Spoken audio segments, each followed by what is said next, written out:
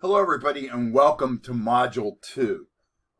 Just a word about grading.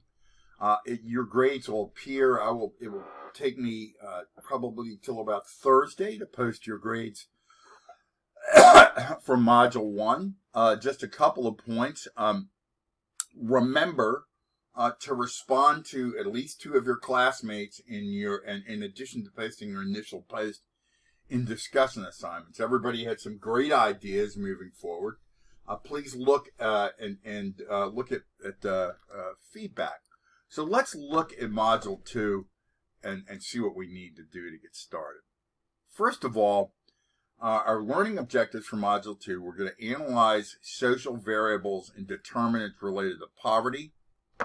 There are a lot of them. How social variables and determinants differ among individuals, and look at this problem on a local and global scale. Okay? So you're going to read chapters 2 and 6 in your introduction to social problems, and then please click this link and watch this video on objectivity in the social sciences. Okay? Let's go back and look a little bit, at some of the more other elements. In this module, here's the overview. Okay? This gives you important information, but please, in addition to reading this, make sure, again, and read chapters 2 and 6. All right? Let's look at our assignments, okay? In our assignment, we're gonna look at root causes of poverty. Now, many of you have psychology and backgrounds and so forth. In a sociology class, we're not talking about individuals. We're talking about social systems. So your personal experience is certainly informative, but it's only a beginning. We need to look at social systems. Sociologists often emphasize, even though there are individual reasons why people might be in poverty, we emphasize systemic issues, right? The way the labor market is organized, for example. So we want to look at race, class, and gender. People have already started posting, which is great. I'll be responding soon. So that's our first issue. And then our assignment here is to look at personal bias. You'll watch a video clip on objectivity. That's posted earlier. It's the same video clip, okay? And then you want to answer these following questions, okay? How do culture, learned appropriate social responses, etiquette, and environment, friends, family structure, and personal characteristics affect objectivity? Should a researcher strive for complete objectivity? Why or why not? And how can you limit personal bias using the sociological theory that you've selected? Okay, to complete this assignment, let's review for a moment Module 2 assignments, guidelines, and rubric. Okay? All right, it's taking a minute to load up. Hello. Okay. All right. Okay. So you're going to look, you're going to watch this video clip, okay?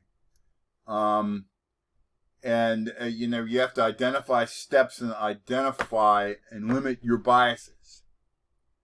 And then basically you include personal experience you've had in regard to the elements below, but please don't stop at your personal experience. This isn't like a reaction paper, right? I mean, this is an assessment. Okay, and so you're going to write in a Word document answers. You're going to write. This is a written assignment. Okay. So with that, I'll look forward to talking to you further. I'm going to be producing a little bit longer video on how to begin with the end in mind.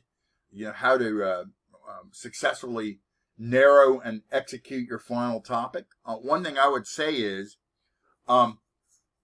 try to come up, the more specificity that you can come up with in your topic, the better. Okay? In other words, you can't write a paper about racism.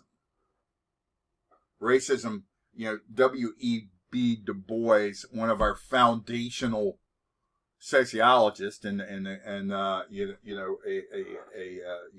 theorized about race and racism, one of the founders of the NAACP.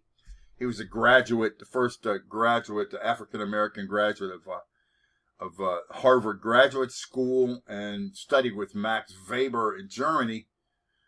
He wrote 127 books about racism.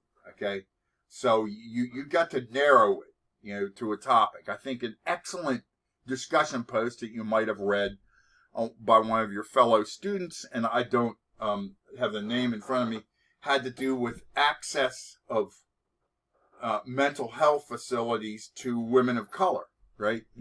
That's a nice specific topic. Okay, so when you think about this, think about a specific thing.